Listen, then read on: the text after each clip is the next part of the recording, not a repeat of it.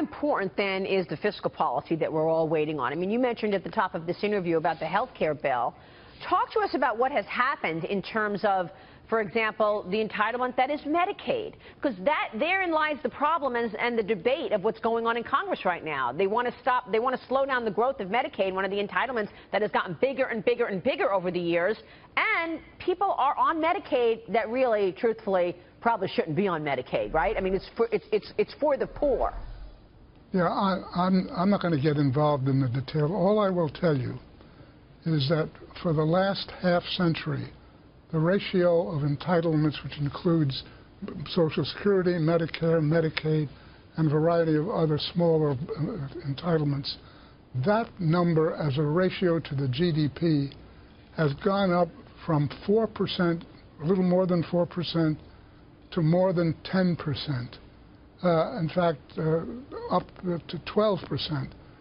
It's a very large chunk taken out of the GDP over that period, and that's the basic cause as to why gross domestic investment has been so subnormal of late, and the reason and that's invariably going to impact on productivity. In fact, it's the cause of productivity. This is a phenomenon which, incidentally, is not solely related to the United States. You get this in Europe, and you get this in the rest of the developed world.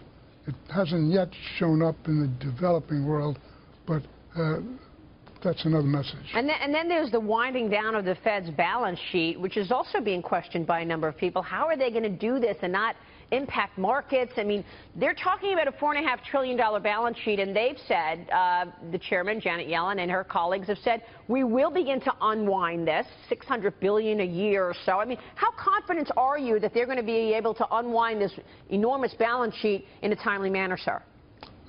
Maria, this is a question I will not answer.